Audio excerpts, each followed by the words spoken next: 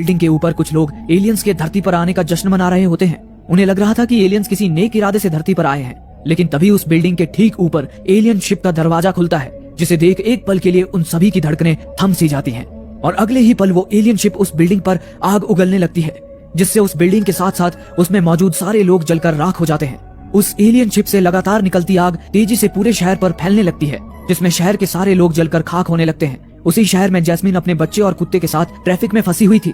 वो जैसे ही आग के सैलाब को अपनी ओर आते हुए देखती है, वैसे ही अपने बच्चे और कुत्ते के साथ एक टनल के मेंटेनेंस रूम में घुस जाती है। उधर राष्ट्रपति का हवाई जहाज भी जैसे तैसे आग की चपेट में आने से बच निकलता है। इस तरह एलियंस एक ही वक्त में सभी देशों के बड़े शहरों को जलाकर राख कर देते हैं, जिनमें लंदन, न्यूयॉर्क और मुंबई जैसे बड़े बड़े शहर शामिल हैं। फिर अगली सुबह जब राष्ट्रपति अपने बेकसूर देशवासियों की मौत पर अफसोस जता रहे होते हैं, तभी उन्हें खबर मिलती है कि उनकी पत्नी भी शहर से निकलने में नाकाम रही है। उसके बाद तो जैसे देश के सुरक्षा बलों में आक्रोश की ज्वाला भड़क उठती है। अमेरिकी एयरफोर्स का एक बड़ा दल उन एलियंस को छठी का दूध याद दिलाने निकल पड़ता है। कैप्टन स्टीव उस दल की अगुवाई कर रहा होता है। वे लोग बेझिझक एक के बाद एक अपने मिसाइल्स उस एलियन शिप पर दाग देते हैं। हालांकि एलियन शिप तो एक शक्तिशाली अदृश्य ढाल से घिरा होता है, जो मिसाइल्स के शिप पर टकराने से पहले ही उन्हें ध्वस्त कर देता है। ये देखकर सभी लोग भौचक्के रह जाते हैं। तभी अचानक उस शिप से एलियंस के ढेर सारे लड़ाकू विमान निकलकर बाहर आते हैं और उन पर जवाबी हमला करने लगते हैं। पर स्टीव और उसके सैनिक भी पीछे नहीं हटते और लगातार उन पर मिसाइलें दागते रहते हैं। लेकिन एलियंस के लड़ाकू विमानों पर भी ढाल होने के कारण वे उन्हें मार नहीं पाते, जबकि एलियंस के लड़ाकू विमान सारे फाइटर प्लेन्स को मार गिराते हैं। लेकिन स्टीव अब भी उनसे लड़ने के लिए संघर्ष कर रहा होता है। वो एक लड़ाकू विमान को लट्टू की तरह अपने पीछे घुमाता रहता है, पर अंत में स्टीव की जेट का ईंधन भी खत्म हो जाता है। लेकिन स्टीव अब भी हार नहीं मानता और उस एलियन विमान को चकमा देकर उसे क्रैश करवा देता है।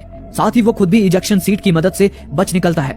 एलियन सिर्फ यहीं तक नहीं रुकते, वो एयरबेस पर भी हमला करके सारे सिपाहियों को मार डालते हैं। इस जंग में एलियंस ने स्टीव के एक जिगरी दोस्त को भी मार गिराया था, जिसका बदला लेने के लिए गुस्से से बौखलाया हुआ स्टीव क्रैश हुए विमान में मौजूद एक एलियन को घुसा मारकर बेहोश कर देता है और उसे पैराशूट में भरकर रेगिस्तान में घसीटता हुआ अपने साथ ले जाने लगता है।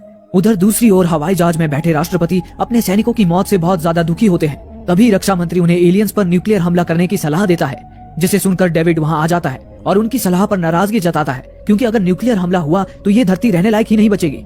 उससे एलियंस को कोई फर्क पड़े ना पड़े, लेकिन पूरी मानव जाति का अंत जरूर हो जाएगा।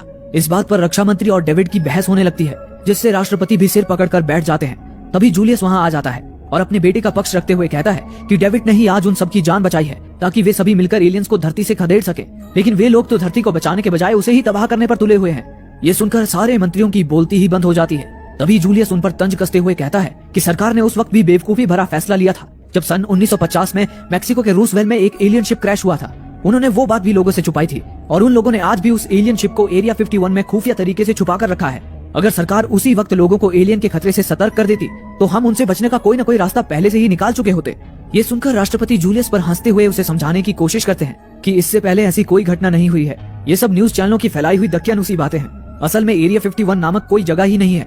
इस पर डेविड और कोनी भी राष्ट्रपति की बात से सहमति दर्शाते हैं, पर तभी रक्षा मंत्री एक बड़ा खुलासा करते हैं। वो कहते हैं कि जूलियस ने अभी जो कुछ भी कहा है वो सब कुछ सच है।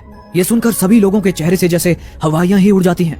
ताज्जुब की बात होती है कि एरिया 51 से राष्ट्रपति तक को बेखबर रखा गया था। इस बात से राष्ट्रपति बहुत ज्यादा नाराजगी जताते हैं और उन्हें तुरंत एरिया 51 की ओर रवाना होने का आदेश देते हैं। वहीं दूसरी ओर स्टीव एलियन को रेगिस्तान में घसीट रहा होता है और गर्मी से परेशान होकर बीच बीच में एलियन पर लात घूसों की बरसात कर उस पर अपना गुस्सा निकाल रहा होता है। तभी उसे कुछ गाड़ियों का झुंड अपनी ओर आता दिखाई देता है। उनमें से एक गाड़ी होती है रसल की, जो एयरफोर्स का पुराना पायलट रह चुका था।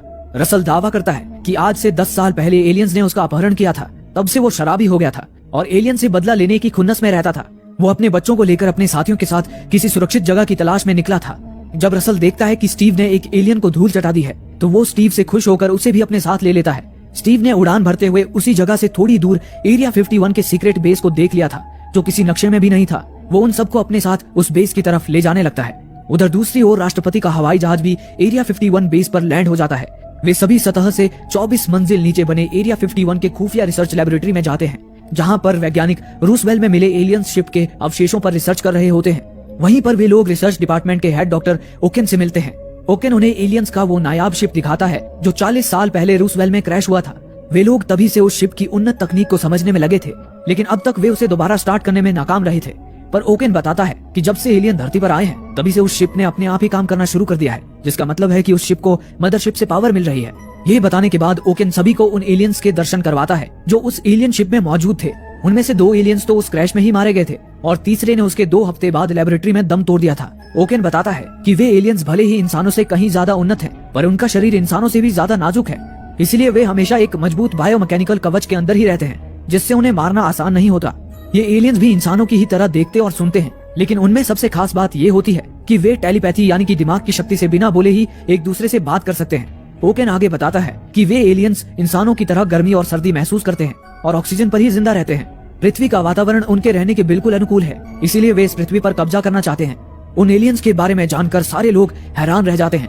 राष्ट्रपति डेविड की काबिलियत को देखते हुए एलियंस की टेक्नोलॉजी को समझने का सारा जिम्मा उसे ही सौंप देते हैं। उधर दूसरी ओर स्टीव भी बाकी लोगों के साथ उस अधमरे एलियन को लेकर एरिया 51 में पहुंच जाता है, जिसके बाद डॉक्टर ओकेन अपनी टीम के साथ मिलकर उसका ऑपरेशन करना शुरू कर देते हैं। वे डरे सहमे जैसे ही उसके बायोमैकेनिकल कवच को उतार रहे होते हैं, तभी अचानक वो एलियन जोर से चीखता है, जिससे डर के मारे उनका कलेजा ही मुंह को आ जाता है। इतने में ही वो एलियन अपनी आंखें खोलता है और ओकेन को अपने सामने देख टेलीपैथी के जरिए उसके दिमाग में घुसने की कोशिश करने लगता है। वो पूरे ऑपरेशन रूम में तबाही मचा देता है और सारे डॉक्टर्स की निर्मम हत्या कर देता है, पर वो रूम लॉक होने के कारण एलियन वहां से बाहर नहीं निकल पाता।